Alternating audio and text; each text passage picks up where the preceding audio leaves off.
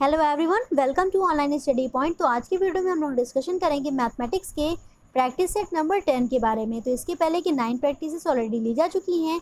जिसने भी अभी तक उन वीडियोस को नहीं देखा है जा करके जरूर से देख लीजिएगा, क्योंकि सारे ही वीडियो में काफ़ी अच्छे अच्छे क्वेश्चन डिस्कशन किए जाते हैं। ठीक है, तो ये वीडियो स्पेशली बनाई गई है आरआरबी, एनटीपीसी और ग्रुप डी एग्जामिनेशन के लिए। इसमें हम लोग प्रीवियस ईयर क्वेश्चन को भी इंक्लूड करते हैं, साथ ही साथ आरआरबी की पेपर पैटर्न और सिलेबस को एनालाइज करने के बाद ही आपके सामने ये सीरीज प्रेजेंट की जाती है। ठीक है, तो वीडियो आपके लिए बहुत ही इंपॉर्टेंट है, इसलिए वीडियो को लास्ट तक देखा करिए। अगर वीडियो पसंद आता है तो वीडियो को लाइक करिए और ज़्यादा से ज़्यादा शेयर करके अपना सपोर्ट शो करिए। और जो भी चैनल पर नए हैं तो चैनल को सब्सक्राइब करके बेल आइकन को दबाइए, जिससे कि लेटेस्ट वीडियो की इन्फॉर्मेशन आपको तुरंत मिल जाए। वीडियो की पीडीएफ के लिए आप ऑनलाइन स्टडी पॉइंट का एंड्रॉइड ऐप भी इंस्टॉल कर सकते हो। यहाँ पे आपको वीडियो की पीडीएफ के साथ साथ इसकी क्विज और काफ़ी कुछ अवेलेबल कराया जाता है। और मैथ्स की जो है रिटन नोट्स है, ये सारे ही गवर्नमेंट एग्जामिनेशन के लिए इंपॉर्टेंट है। इसके लिंक आपको नीचे डिस्क्रिप्शन बॉक्स में प्रोवाइड की गई है। तो जिसने अभी तक नहीं परचेज़ किया है जल्दी से इसको परचेज़ करिए, क्योंकि आगे आने वाले सभी एग्जामिनेशन के लिए ये बहुत ही ज़्यादा हेल्पफुल होने वाली है। यहाँ पे आपको A to Z complete mathematics provide की गई है। इसके बेसिक लेवल, ट्रिकी लेवल और नंबर ऑफ क्वेश्चन जो है वो ज़्यादा से ज़्यादा रखे गए हैं, जिससे कि आपकी एग्जामिनेशन पॉइंट ऑफ व्यू से प्रिपरेशन अच्छे से हो सके। ओके, तो आइए हम लोग स्टार्ट करते हैं आज का सेशन। देखिए, क्वेश्चन नंबर फर्स्ट आपकी स्क्रीन पे है। कार ए से दोगुनी गति से दौड़ रही है। यदि कार ए जो है वो 1.5 घंटे में 90 किलोमीटर की दूरी तय करती है, तो कार बी की गति क्या होगी, ये आपसे पूछा गया है। ठीक है, कार बी की गति कितनी है ये आपसे पूछा गया है। क्वेश्चन आपको अच्छे से क्लियर हो गया? तो आइए हम लोग पहले यहाँ से निकाल लेते हैं कि कार ए की गति क्या है, और उसी की गति को हम लोग दुगना कर देंगे तो आपकी बी की गति आ जाएगी। तो देखिए, कार ए में क्या दिया है, आपको समय दिया है और दूरी दी गई है। तो दूरी बटे समय कर देंगे तो क्या आ जाएगा, 4 आ जाएगा। तो सबसे पहले हम लोग देख लेते हैं समय कितना दिया है। ठीक है, तो समय आपको दिया गया है 1.5 घंटे का, यानी कि 1 सही 1/2। इसको हम लोग कन्वर्ट करेंगे तो क्या हो जाएगा, 2 × 1 = 2 + 1 3/2 हो जाएगा। ये कितने में बदल जाएगा, 3/2। यानी कि समय आपको दिया गया 3/2 घंटे का, और दूरी कितनी है तो 90 किलोमीटर की। तो चाल क्या हो जाएगी, चाल आ जाएगी 90/3/2। इस 2 को हम लोग क्या करेंगे, ऊपर कर देंगे तो क्या हो जाएगा, 90 × 2/3। इसको कैंसिल कर लीजिए, 3 × 3 = 90 हो जाएगा। ठीक है, कितने बार में जाएगा, तो 3 से इसको कैंसिल करेंगे 30 बार में जाएगा। और 30 × 2 कितना हो जाएगा, तो ये हो जाएगा 60। तो जो कार ए की गति आ रही है कितनी आ रही है, 60 किलोमीटर प्रति घंटा। ठीक है, कार ए की गति कितनी आ गई, तो आ गई 60 किलोमीटर प्रति घंटा। और कार बी क्या है, तो कार ए से दुगनी गति से दौड़ रहा है, यानी कि बी की गति क्या हो जाएगी, तो 2 × 60 किलोमीटर प्रति घंटा कर देंगे, यानी कि 120 किलोमीटर प्रति घंटा जो है वो कार बी की गति हो जाएगी। ओके, यानी कि आपका जो आंसर है वो ऑप्शन नंबर डी करेक्ट हो जाएगा। आइए चलते हैं next question, question number second पे। क्वेश्चन नंबर सेकंड क्या है, एक फ्लैट की कीमत में प्रत्येक वर्ष 15% की वृद्धि होती है। यदि वर्तमान मूल्य 60 लाख रुपीज़ है तो 2 वर्ष के बाद उसकी कीमत कितनी होगी, ये आपसे पूछा जा रहा है। क्वेश्चन समझ में आ गया कैसे निकालना है? देखिए, एक फ्लैट की कीमत में प्रत्येक वर्ष 15% की वृद्धि होती है और वर्तमान मूल्य आपको दिया है, तो आपको कैसे निकाल लेना है? देखिए, A = P ब्रैकेट में 1 + R/100 वाला जो फॉर्मूला होता है, यही आपको यहाँ पे अप्लाई कर देना है। तो आपको क्या पता चल जाएगा, अमाउंट पता चल जाएगा कि 2 वर्ष के बाद कितनी हो जाएगी। ठीक है, तो देखिए प्रिंसिपल क्या दिया है आपको, यानी कि मूलधन दिया है 60 लाख। तो हम लोग यहाँ पे इतना लिख लेते हैं। उसके बाद आपको दर कितना दिया गया है, तो ये दिया है 15% का। तो 1 + 15/100 क्या हो जाएगी, तो ये हो जाएगी 2, यानी कि 2 वर्ष के समय आपसे पूछा जा रहा है। ठीक है, तो इसका एलसीएम ले लीजिए या फिर इसको कैंसिल कर लेते हैं। यहाँ पे 5 × 3 = 15, 5 × 2 = 10 और 0, तो कितना हो जाएगा, 20, 1 = 20 और 3 = 23। 23/20 कर लेते हैं। तो आइए इसको सॉल्व करते हैं। 60 लाख हम लोग यहाँ पे लिख लेते हैं इसको। उसके बाद ऊपर क्या बचा था, तो ये बचा था 23 और नीचे था 20, और इसका क्या लगा हुआ था, स्क्वायर लगा था, यानी कि इसको हमें 2 बार लिख लेना है। 23/20, 0 से 0 को कैंसिल कर लीजिए। 2 दूनी कितना हो गया, 4 हो गया। तो 4 से इसको कैंसिल कर लीजिए, 4 × 1 = 4, 4 × 5 = 20 हो जाएगा। ठीक है, कितने ज़ीरो बचेंगे, 1 2 3 4। अब 15 का इसमें मल्टीप्लाई करिए 23 में, फिर से 23 मल्टीप्लाई करेंगे तो आपका आंसर कितना आ जाएगा, ये आ जाएगा 79,35,000। कितना आ जाएगा, 79,35,000 जो है ये आपका आंसर करेक्ट हो जाएगा। ओके, यानी कि आंसर आपका हो जाएगा option number D correct. Question समझ में आया? एक फ्लैट की कीमत में प्रत्येक वर्ष 15% की वृद्धि होती है और उसका वर्तमान मूल्य इतना रुपए है, तो 2 वर्ष के बाद क्या हो जाएगा, तो 2 वर्ष के बाद इतना हो जाएगा। ओके, आइए चलते हैं next question, question number third पे। क्वेश्चन नंबर थर्ड में आपको दिया गया कि X to the power 5 divided by X to the power 4 to the power 3 है, इसको आपको सरल करना और बताना है क्या आएगा। तो बहुत ही सिंपल सा क्वेश्चन है, पर आपके एग्जामिनेशन में आया हुआ है, इससे आपको करना है। एक्स टू दी पावर 5 है divided by X to the power 4 और उसकी पावर क्या लगी हुई है, तो ये 3 लगी हुई है। देखिए अब तो क्वेश्चन और ईजी सा दिख रहा है। तो बस आपको कैसे सॉल्व करना है, देखिए इस वाले पावर को ऊपर लेके जाते हैं तो क्या हो जाएगा, ये माइनस में हो जाएगा। X to the power 5 minus में 4 और उसकी पावर क्या लगी है, तो ये 3 लगी है। 5 में से 4 जाएगा, कितना बचेगा, 1 बचेगा। तो यहाँ पे हो गया X to the power 1 into में 3, यानी कि आपका आंसर क्या आ जाएगा, एक्स की पावर 3 हो जाएगा। यही आपका आंसर हो जाएगा। ठीक है, तो बहुत ही ईजी क्वेश्चन था ये, इसलिए इसका आंसर जो है वो ऑप्शन नंबर ए करेक्ट हो गया। इस तरह के क्वेश्चन भी एग्जाम में पूछे गए हैं, इसलिए हम आपको करवा दे रहे हैं सारे क्वेश्चन। आइए चलते हैं नेक्स्ट क्वेश्चन, क्वेश्चन नंबर 4 पे। क्वेश्चन नंबर 4 को देखिए क्या है, यदि त्रिभुज पी क्यू आर इस प्रकार है, पहले तो हम लोग त्रिभुज बना लेते हैं। पी क्यू आर इस प्रकार है कि पी आर की जो वैल्यू है वो दी गई है 12 सेंटीमीटर के बराबर। यहाँ तक समझ में आया। उसके बाद बोला है कि त्रिभुज पी क्यू आर त्रिभुज एक्स वाई जेड के समान है, तो हम लोग यहाँ पे एक्स वाई जेड को भी बना लेते हैं। एक्स हो गया, वाई हो गया और जेड हो गया। अब यहाँ पे आपको दिया है कि एक्स वाई की जो वैल्यू है वो है 20 सेंटीमीटर और उसके बाद वाई जेड की जो वैल्यू है वो है 28 सेंटीमीटर के बराबर। अब आपसे किसका अनुपात निकालने को बोला है, तो पी क्यू अनुपात क्यू आर आपको निकालना है। बस देखिए आपका क्वेश्चन तुरंत सॉल्व हो गया। जब ये दोनों त्रिभुज आपस में समान हैं तो इनकी भुजाएं भी तो समान होंगी। सर्वांगसम का नियम लगाएंगे तो इनकी भुजाएं भी क्या होंगी, आपस में समान हो जाएंगी। यानी कि पी क्यू की वैल्यू भी क्या हो जाएगी, तो ये हो जाएगी 20 और क्यू आर की वैल्यू कितनी हो जाएगी, तो ये हो जाएगी 28। बस आपका क्वेश्चन सॉल्व हो गया। इसी का तो आपको अनुपात पूछा था। तो 20 अनुपात 28 का आपको मान निकाल लेना है। किससे कैंसिल करेंगे बताइए, 4 से कैंसिल कर लेते हैं। 4 पंचे 20, 4 सत्ते 28, यानी कि आपका आंसर हो जाएगा ऑप्शन नंबर ए करेक्ट, 5 अनुपात 7 का अनुपात आ जाएगा। ओके, आइए चलते हैं नेक्स्ट क्वेश्चन, क्वेश्चन नंबर 5 पे। क्वेश्चन नंबर 5 में देखिए क्या दिया है कि यदि a plus B is equals to 90 degree तथा a अनुपात b का जो मान है वो 2 अनुपात 1 है, तो साइन a अनुपात साइन b का मान ज्ञात करिए। क्वेश्चन आपको क्लियर हो गया। तो इस तरह के क्वेश्चन में तो पहले आप लोग a और b का मान निकाल लो। a और b का मान निकाल करके यहाँ पे हम लोग पुट कर देंगे तो आपका आंसर आ जाएगा। ठीक है, तो आइए सबसे पहला काम यही करते हैं कि a और b का मान निकालते हैं। a और b में अनुपात कितने का है, तो 2 अनुपात 1 का अनुपात है। कैसे लिख सकते हैं इसको, a बटे में b बराबर 2 अनुपात 1 का। इसका कर लीजिए क्रॉस मल्टीप्लिकेशन, तो क्या आ जाएगा, a इज इक्वल्स टू आ जाएगा 2 टाइम्स ऑफ b। बस हमें यही अप्लाई कर देना है, यहाँ पे रख देना है। ठीक है, a की जगह पे हमें यहाँ पे रख देना है 2b।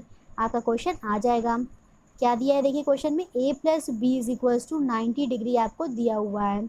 अब a की जगह पे क्या रखेंगे, तो 2b रख लेते हैं, plus b is equals to 90 degree, यानी कि कितना हो गया 2b plus B, 3b is equals to आ गया 90 डिग्री के।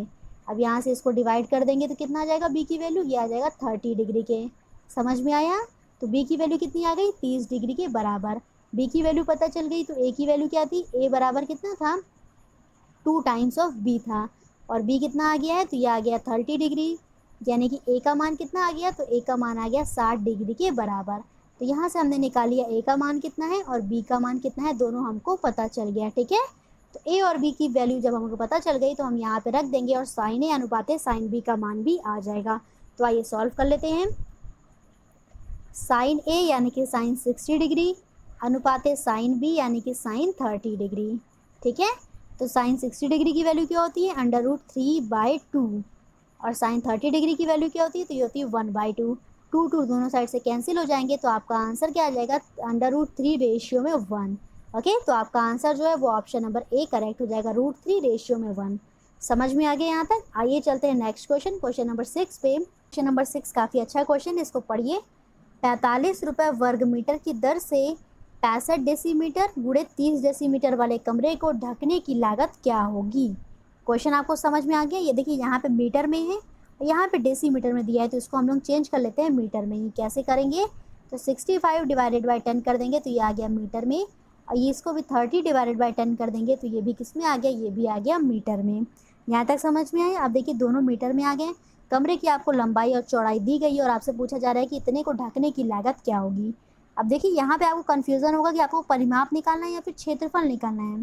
तो जब आपसे पूछा जाए कि कमरे के चारों तरफ ढकना है तो उसकी मतलब कितना लागत आएगी, तो आपको परिमाप निकालना होता। पर यहाँ पे बोला है कि कमरे को ढकने की लागत निकाली, यानी कि यहाँ पे आपको क्षेत्रफल निकालना होगा। ठीक है, क्लियर हुआ? लंबाई कितनी आ गई है, तो लंबाई आ गई है 65 डिवाइडेड बाई 10 और गुणे कर देंगे चौड़ाई से, जो कि आई है 30 डिवाइडेड बाई 10 मीटर के। तो लंबाई गुणे चौड़ाई हमने कर लिया, तो इससे आ जाएगा कमरे का क्षेत्रफल और इसी में हमें मल्टीप्लाई कर देना है 45 से, तो आपका आंसर आ जाएगा। ठीक है, आप इस पूरे को सॉल्व करोगे तो आपका आंसर क्या आएगा, 877.50 रुपये का जो है वो खर्च आएगा। ठीक है, 877.50 रुपये की लागत आएगी पूरे के पूरे कमरे को ढकने के लिए। तो आपका आंसर जो है वो ऑप्शन नंबर ए करेक्ट हो जाएगा। आइए चलते हैं नेक्स्ट क्वेश्चन, क्वेश्चन नंबर 7 पे। क्वेश्चन नंबर 7 में देखिए क्या दिया है, 15 व्यक्ति एक काम को 60 दिन में पूरा कर सकते हैं। यदि व्यक्तियों की संख्या 5 और बढ़ा दी जाए तो काम कितने दिन पहले पूरा हो जाएगा। क्वेश्चन समझ में आया? आपको पूछा जा रहा है कि काम कितने दिन पहले पूरा हो जाएगा, ये आपको बताना है। ठीक है, तो आइए करके देख लेते हैं। देखिए व्यक्तियों की संख्या कितनी है, पहले 15 है और 60 दिन में किसी काम को वो लोग पूरा कर लेते हैं। तो 15 व्यक्ति हैं, 60 दिन में कार्य को पूरा कर लेते हैं और पूछा जा रहा है कि व्यक्तियों की संख्या 5 और बढ़ा दी जाए, यानी कि 15 से 20 कर दी जाए तो कार्य कितने दिन पहले हो जाएगा। तो पहले तो हम लोग निकाल लेते हैं कार्य कितने दिनों में वो लोग कर पाएंगे। तो इससे इसको कैंसिल करेंगे, 2 तिहाई 6 हो जाएगा और 15 तिहाई कितना हो गया, तो 45 हो गया। तो जब 5 व्यक्ति और बढ़ जाएंगे तो कार्य जो है वो 45 दिनों में कंप्लीट होगा। पर आपसे ये नहीं पूछा है कि कार्य कितने दिनों में वो लोग कंप्लीट करेंगे, आपसे पूछा गया है कि काम कितने दिन पहले हो जाएगा। यानी कि पहले हो रहा था 60 दिन में, अब हो रहा है 45 दिन में और आपको इसी का डिफरेंस निकालना है। ठीक है, तो इसी का डिफरेंस निकाल लेंगे जो कि आएगा 15 दिन के बराबर और आपका यही आंसर करेक्ट हो जाएगा। तो काम कितने दिन पहले हो जाएगा, 15 दिन पहले, यानी कि आपका जो आंसर है वो ऑप्शन नंबर सी करेक्ट होगा। ओके, आइए चलते हैं नेक्स्ट क्वेश्चन, क्वेश्चन नंबर 8 पे। यदि ए अनुपाते बी बराबर 3 अनुपाते 5 है, सी अनुपाते बी बराबर 3 अनुपाते 2 है, सी अनुपाते डी बराबर 5 अनुपाते 6 है, तो ए अनुपाते डी का मान क्या होगा। क्वेश्चन आपको समझ में आ गया? अब देखिए इस तरह के क्वेश्चन को हमें कैसे करना है। सबसे पहले आप लिख लो ए अनुपाते बी अनुपाते सी अनुपाते डी और जैसे जैसे आपको वैल्यूज़ दी गई है उसको इसी के नीचे लिखते जाइए। तो ए अनुपाते बी का मान क्या है, 3 अनुपाते 5 है, इसको आप एज इट इज़ ए अनुपाते बी के नीचे लिख लो। फिर बी अनुपाते सी कितना है, तो ये आपको नहीं दिया है, सी अनुपाते बी आपको दिया है, तो इसी को हम लोग चेंज कर लेंगे यानी कि पलट लेंगे। तो सी अनुपाते बी अगर 3 अनुपाते 2 है तो बी अनुपाते सी कितना हो जाएगा, ये हो जाएगा 2 अनुपाते 3। तो यहाँ पे लिख लेना है 2 और इसके नीचे लिख लेना है 3। यहाँ तक समझ में आया? फिर उसके बाद देखिए सी अनुपाते डी का मान दिया है 5 अनुपाते 6, यानी कि सी के नीचे लिख लीजिए 5 और डी के नीचे लिख लीजिए 6। अब इसी के बाद देखिए जो लास्ट में है उसी से आप लोग को बढ़ाते जाना है। तो इसको बढ़ा दिया, यहाँ पे 3 है और यहाँ पे आगे 2 है तो 2 को बढ़ा दीजिए। ठीक है, अब देखिए यहाँ पे आगे 5 है तो इस वाले नंबर को आगे कैरी ऑन कर दीजिए। अब फिर क्या करना है हमें, तो सबका मल्टीप्लाई करना है। 5 दूनी 10, तिहाई 30, ये आ गया 30। उसके बाद क्या करना है, 5 दूनी 10 और 50, ठीक है, गुणे 5 हो जाएगा तो 50 हो जाएगा। फिर कितना हो गया, 5 तिहाई 15, तिहाई 45, ये हो गया 45। उसके बाद क्या हो जाएगा, देखिए 5 तिहाई 15 और 15 छके कितना हो जाएगा, तो 15 छके हो जाएगा 90। यहाँ तक एकदम अच्छे से क्लियर हो गया। अब देखिए हमें आगे क्या करना है यहाँ पे। अब आपको क्वेश्चन में पूछा है कि ए अनुपाते डी का मान कितना है। तो ए का मान कितना है 30 और डी का कितना है 90 है। तो बस 30 रेशियो में हमें क्या कर देना, 90 है, ये आपका आंसर हो जाएगा।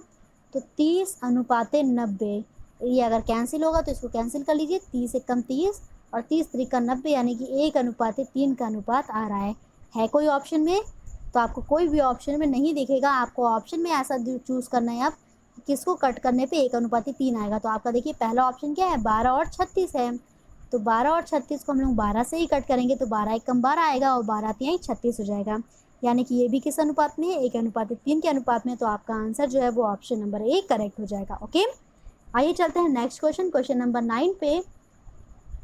क्वेश्चन नंबर 9 में क्या दिया है, देखिए 2 अंकों की एक संख्या और उसके दोनों अंकों के स्थान आपस में बदल देने से प्राप्त संख्या का जो योग है वो 132 होता है। यदि अंकों का अंतर 4 है तो संख्या ज्ञात करिए। क्वेश्चन आपको अच्छे समझ में आया?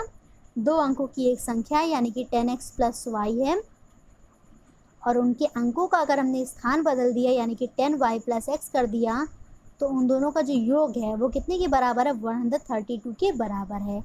और अंकों का अंतर बोला है यानी कि x - y कितना है, तो ये 4 के बराबर है। तो आपसे कह रहा है क्वेश्चन का जो है संख्या ज्ञात करिए। ठीक है, संख्या को ज्ञात करिए, ये आपसे क्वेश्चन में बोला गया है। तो आइए क्वेश्चन को सॉल्व करते हैं, देखते हैं कैसे करना है। प्लस वाई जो पहली वाली संख्या है उसको लिखना है और उसे में हमको ऐड कर देना है संख्या के अंकों के स्थान आपस में बदलने पे, यानी कि 10y प्लस एक्स को। तो उन दोनों का योग कितना आ रहा है, 132 के बराबर आ रहा है। 10x प्लस एक्स करेंगे तो कितना हो जाएगा, 11x। y प्लस 10y करेंगे तो कितना हो जाएगा, 11y, which is equals to 132। यहाँ से 11 को हम लोग कॉमन ले लेंगे तो x प्लस वाई की वैल्यू कितनी आ रही है, देखिए 132 के बराबर आ रही है। और इसी से हम इसको क्या कर देंगे, यहाँ पे डिवाइड कर देंगे। तो कितना आ जाएगा बताइए x प्लस वाई की value, x plus Y is equals to आ जाएगी 132 डिवाइडेड बाई 11, यानी कि 11 एक कम 11, 11 दूनी 22। तो x प्लस वाई की वैल्यू कितनी आ गई, 12 के बराबर आ गई। बस आपका क्वेश्चन देखिए सॉल्व हो गया। x plus Y is equals to आ गया 12 और आपको क्वेश्चन में बोला है कि इन दोनों का अंतर जो है वो 4 के बराबर है। अब इन दोनों इक्वेशन को आपको क्या करना है, सॉल्व कर लेना है। y से y कैंसिल हुआ, 2x इज इक्वल्स टू कितना आ जाएगा, 16 आ जाएगा। तो x की वैल्यू कितनी आ गई, ये आ गई 8 के बराबर। बस x की वैल्यू पता चल गई, अब y की वैल्यू निकाल लीजिए। तो x की वैल्यू हम इस इक्वेशन में पुट कर देंगे तो y की वैल्यू आ जाएगी कितनी, तो ये आ जाएगी 12 माइनस 8 करिए 4 आ जाएगा, ठीक है। तो y की वैल्यू कितनी आ गई, 4 के बराबर आ गई। आपसे क्वेश्चन में क्या पूछा, संख्या ज्ञात करिए। तो ओरिजिनल वाली संख्या क्या थी, 10x प्लस वाई थी। x का मान कितना आया, 8 आया। y का मान कितना आया, 4 आया। 10 गुणे 8 80 और प्लस 4 कर देंगे तो आपका आंसर क्या आ जाएगा, तो ये आ जाएगा 84। ओके, तो आपका आंसर कौन सा करेक्ट हो जाएगा, ऑप्शन नंबर बी करेक्ट हो जाएगा। समझ में आ गया। आइए चलते हैं नेक्स्ट क्वेश्चन, क्वेश्चन नंबर 10 पे।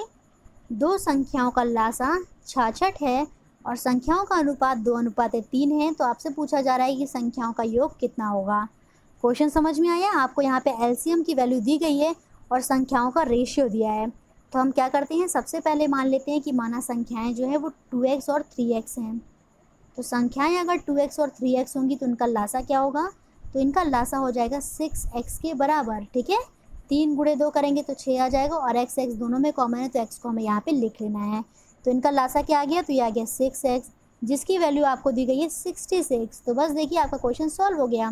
6x इज इक्वल टू 66, यहाँ से x की वैल्यू निकालेंगे तो 11 आ गया, ठीक है। बस जैसे ही आपको x की वैल्यू पता चल गई तो पहली संख्या क्या आ जाएगी, 2x, यानी कि 2 into 11 which is equals to 22। आइए हम लोग इसको सॉल्व कर लेते हैं। तो पहली संख्या क्या थी, 2x थी और दूसरी संख्या क्या थी, 3x थी। तो 2 इंटू 11 ये हो गई पहली संख्या और 3 इंटू 11 ये हो गई दूसरी संख्या, यानी कि 22 और 33। अब आपसे क्वेश्चन में संख्याएं नहीं पूछी है, उन दोनों का योग पूछा है। तो 22 में आपको 33 जोड़ देना है, यानी कि 55 जो होगी वो दोनों संख्याओं का योग हो जाएगा। ओके, तो आपका आंसर जो है वो ऑप्शन नंबर सी करेक्ट हो जाएगा। आइए चलते हैं नेक्स्ट क्वेश्चन, क्वेश्चन नंबर 11 पे। क्वेश्चन नंबर 11 में देखिए क्या है, यदि एक साड़ी 5% की छूट के बाद 5,871 रुपये में बेची जाती है तो उसका अंकित मूल्य ज्ञात करिए। क्वेश्चन समझ में आ गया। छूट देने के बाद भी इतने रुपए में बेची जा रही है तो उसका अंकित मूल्य क्या होगा।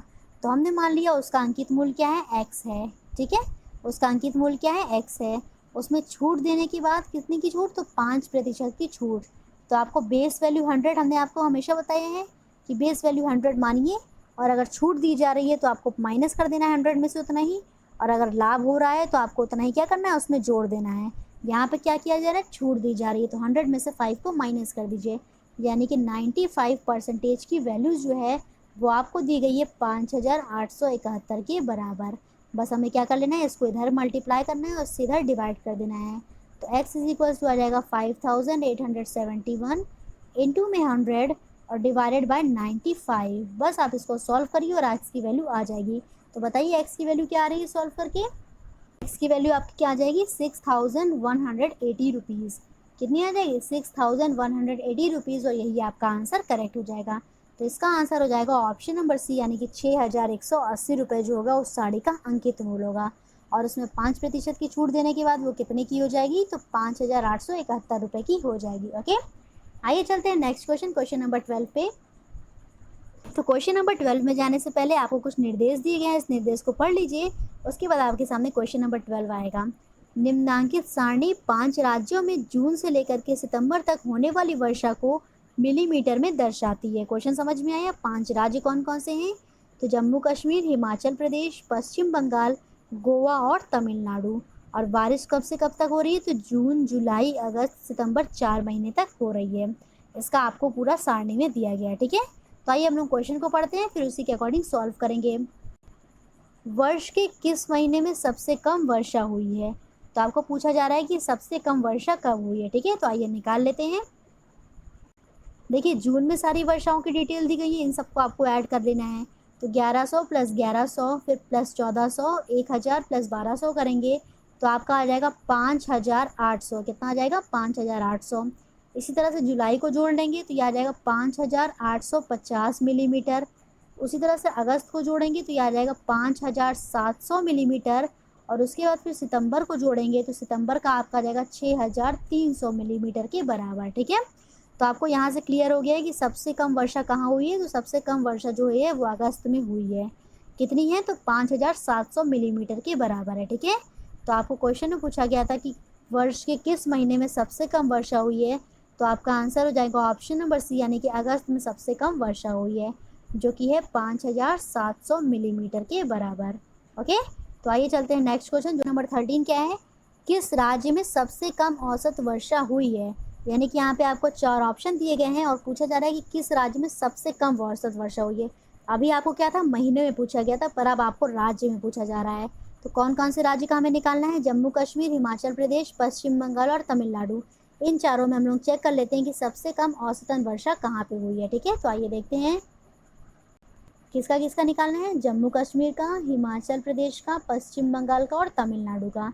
तो इसमें हमें क्या करना है? इन सभी को जोड़ करके 4 से भाग देना है, तभी तो आपका एवरेज निकल पाएगा। कितने मंथ हैं? 4 मंथ हैं, तो सभी को जोड़ करके 4 से भाग देना है। तो यहाँ पे आपका आ जाएगा 1100 मिलीमीटर के बराबर। उसी तरह से हिमाचल प्रदेश में सबको जोड़ करके हम लोग 4 से भाग देंगे तो आएगा 1125 मिलीमीटर। और पश्चिम बंगाल में सबको जोड़ करके हम लोग 4 से भाग देंगे तो ये आ जाएगा 1225 मिलीमीटर।